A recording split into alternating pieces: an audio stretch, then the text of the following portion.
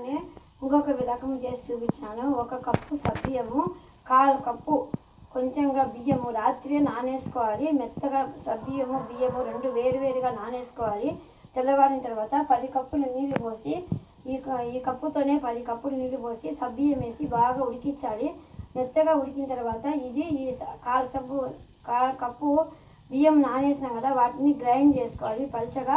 ఆ గ్రైండ్ చేసుకునేది ఈ ఉడికే సబ్బియ్యంలోకి ఈ బియ్యము దోశ పిండి లాగా పోసుకునేది పల్చగా చేసుకొని దాన్ని వేసి కలబెడుతూ ఉండాలి.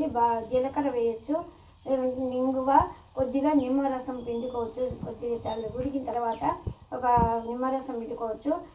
మన సైజు ఎంత కావాలంటే అంత కప్పు చేసుకోవచ్చు. పెద్ద కప్పు అయినా కానీ పెద్ద కప్పు వేసుకోవచ్చు, కొలతను బట్టి వేసుకోవచ్చు. దానిని బాగా ఉడికిన తర్వాత దగ్గర చేరిన తర్వాత దానికి కూడా స్పూన్తో వేసుకొని వడియాలు వేసుకుంటే తెల్లగా సబ్బియ్యంగా పల్చగా బాగా వస్తాయి. చాలా టేస్ట్గా ఉంటాయి. ఇవి సౌజీ రవ్వతో ముందు చేసినవి. ఇవి ఉత్త సబ్బియ్యంతోనే ఉడికిచ్చేసి కొద్దిగా బియ్యం పిండి వేసినాము కాబట్టి తప్పకుండా మీరు కూడా చేసి చూసుకోండి. లైక్ చేయండి, షేర్ చేయండి, పక్కన బెల్ని క్లిక్ చేయండి, తప్పకుండా సబ్స్క్రైబ్ చేయండి. ధన్యవాదాలు. ఈ వడియాలు బాగున్నాయో లేదో నాకు తప్పకుండా తెలపండి.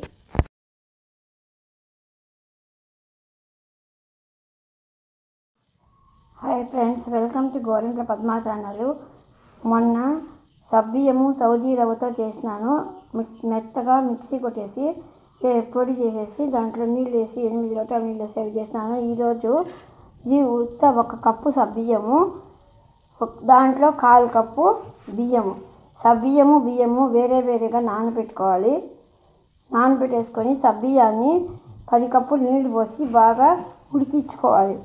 బాగా మెత్తగా ఉడికిన తర్వాత చాలాసేపు 2 గంటల సేపు నానబెట్టాలి. రాత్రి నానబెట్టేయాలి.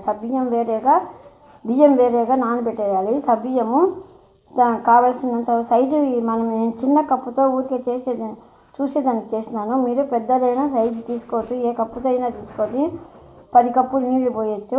దాంట్లోకి నానబెట్టిన సబ్బియ్యం రాత్రంతా నానబెట్టిన వేసేసి బాగా దాన్ని ఉడికించాలి. మెత్తగా సబ్బియ్యం ఉడికిన తర్వాత దీన్ని కూడా రాత్రి నానబెట్టేసుకోవాలి. 1/4 బియ్యం కూడా రాత్రి నానబెట్టేసుకొని దీన్ని కూడా మిక్సీకి వేసుకోవాలి. దోశ పిండిలాగా పలచగా మిక్సీకి వేసుకొని ఇది బాగా సబ్బియ్యం ఉడికింది, కొంచెం సగం ఉడికింది అనేటప్పుడు ఈ రుబ్బు పెట్టిన గ్లాస్ పిండి వస్తుంది, లోట దోశ పిండి. ఈ దోశ పిండిని ఉడికించేటప్పుడు ఇది పోసేయాలి. ఇది పోసేసినాక బాగా ఉడుకుతుంది. దాంట్లోకి జీలకర్ర వేసుకుంటే వేసుకోవచ్చు, లేకుంటే ఇంగు వేసేయచ్చు. ఇంగు వేసేసి పల్చని ప్లాస్టిక్ పేపర్ మీద ఒక్కొక్క స్పూన్తో ఉడికి చల్లారినాక పోస్తే చాలా బాగా ఈ విధంగా ఉత్త సబ్బియ్యంతోనే ఉడికింది. నేను సన్న సబ్బియ్యం వేయచ్చు, లావు సబ్బియ్యం వేయచ్చు. ఇవి సన్న సబ్బియ్యము, మళ్ళీ లావు సబ్బియ్యం ఏవైనా కానీ వేసుకోవచ్చు. ఈ విధంగా ఉడికిన తర్వాత ఈ విధంగా తయారవుతాయి. బాగా ఎండబెట్టాలి. ప్లాస్టిక్ పేపర్ అయితే పల్చగా రేకులాగా వస్తాయి, కానీ నూనెలో వేస్తే బాగా పెద్దగా పొంగుతాయి. గోలిస్తే కనుక చాలా బాగుంటాయి. ఈ విధంగా మనము ఇవి వేసేసి గోలించుకోవచ్చు.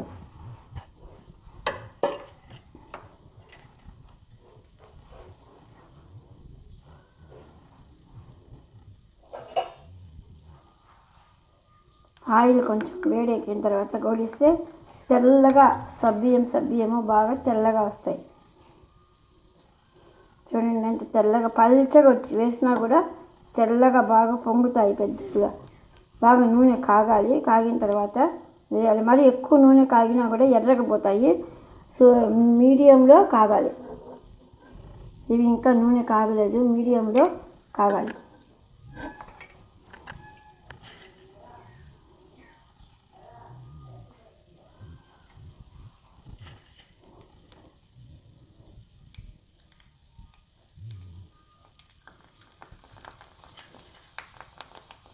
ఇవి సన్నగా పల్చగా పోసినా కూడా నూనె కొంచెం మీడియంలో కాగితే 2 పక్కల ఇట్లా వేసేసి గోలిచ్చి తీసుకోవచ్చు.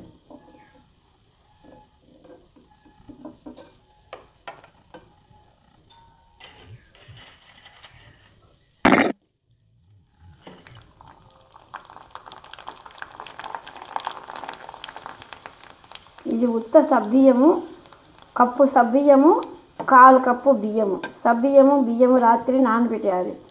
రాత్రి నానేసి బాగా సబ్బియ్యమేమో 10 కప్పులు నీళ్లు పోసి సబ్బియ్యకు కావాల్సినంత మీకు ఎన్ని కప్పులు, చిన్న కప్పు అయితే చిన్న కుక్కర్ గిన్నెలో వేసి ఉడకబెట్టుకోవచ్చు, లేకుంటే మనం పెద్ద తప్పిలతో అయితే పెద్ద తప్పిలతో అయినా వేసుకోవచ్చు.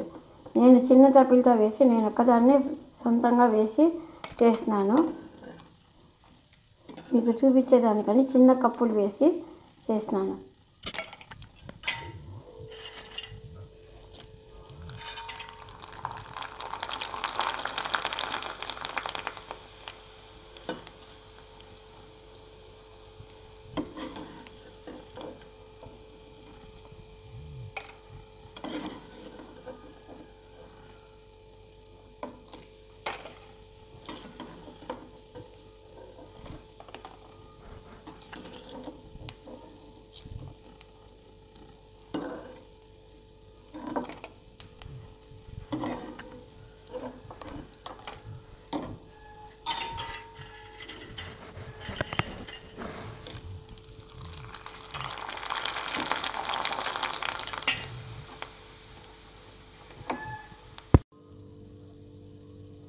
ఈ విధంగా సబ్బియ్యము బాగా చల్లగా వస్తాయి, బురబురాన్ని పొంగుతాయి, చాలా టేస్టీగా ఉంటుంది.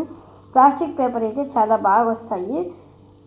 చీర మీద పంచ మీద కూడా వేయచ్చు, కానీ అవన్నీ కచ్చుకొని వస్తుంది సబ్బియ్యం కాబట్టి ప్లాస్టిక్ పేపర్ అయితే నీట్గా వచ్చేస్తాయి, పల్చగా వస్తాయి, కానీ పొంగితే పెద్దవిగా వస్తాయి. టేస్ట్ చాలా బాగుంటుంది. దీంట్లో కూడా పచ్చిమిరపకాయలు కావాల్సిన కారం కావాలనుకుంటే నాకు తక్కువగా వేసేయచ్చు నీళ్ళల్లోకి. దీనికి ఏమంటే పచ్చిమిరపకాయలు తొక్కు చేసి వడేసి వేస్తే ఆ నీళ్లు దానికైనా వడేసి వేస్తే కూడా బాగుంటుంది. నేను అట్లా వేసినాను. ఈ విధంగా తయారు చేయాలంటే వడేగట్టి వేస్తే ఆ జ్యూస్ బాగుంటుంది, ఇంగు వేస్తే సరిపోతుంది. పచ్చిమిరపకాయలు బాగా మెత్తగా గ్రైండ్ చేసేసి దాన్ని వడేగట్టే దాంట్లో వడేసేసి ఆ రసం వేస్తే చాలా టేస్టీగా కారంగా బాగుంటుంది. నిమ్మరసం కూడా కావాలంటే కొద్దిగా పిండుకోవచ్చు. నా దగ్గర నిమ్మకాయలు వేయలేదు. నిమ్మరసం కూడా కొంచెం పిండి వేసుకుంటే పుల్లగా ఉంటుంది.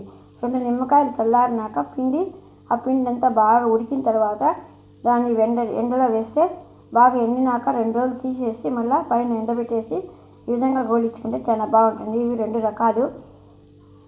సబ్బియ్యము సౌజీ రవ్వతో ఒక రకము, సబ్బియ్యము ఉత్త సబ్బియ్యంతోనే బియ్యం ఉడికించి చేసేది ఇదొక రకము. 2 రకాలు అత్తగారు చెప్పించుంటే చేసినాను, నేను సొంతంగా చేసి వేసుకున్నాను. ఇవి కూడా ఇట్లనే బియ్యం పిండి సబ్బియ్యం కూడా మిషన్కి వేసి పెట్టుకొని చుట్లల్లో కూడా పిండుకోవచ్చు. సన్నగా బాగుంటుంది, పూసకారంలాగా కారం పూసలాగా బాగుంటుంది. చాలా చుట్లు కూడా ఈ విధంగానే చేసుకోవచ్చు. 4 బియ్యం అయితే 1 సబ్బియ్యం వేసి మిషన్కి కొట్టించేసి దాంట్లోకి పచ్చిమిరపకాయలు తొక్కు రసం వేసేసి జీలకర్ర వేయనక్కర్లేదు, సబ్బియ్య రసము నిమ్మరసం పిండేసి చుట్లుగా కూడా మనము కారాలు పిండుకునే చుట్లల్లో వేసి చుట్లుగా కూడా పిండుకోవచ్చు. అది చేసిన రోజు టేస్ట్ చూపిస్తాను. ఇంకా ఏం చేసుకోలేదు, కొద్దిగా టేస్ట్ కోసం చేసినాను చూపించడానికి. మీరు తప్పకుండా చేసుకొని చూస్తారని తెలుస్తాను. లైక్ చేయండి, షేర్ చేయండి, పక్కన బెల్ని క్లిక్ చేయండి, సబ్స్క్రైబ్ చేయండి. ధన్యవాదాలు.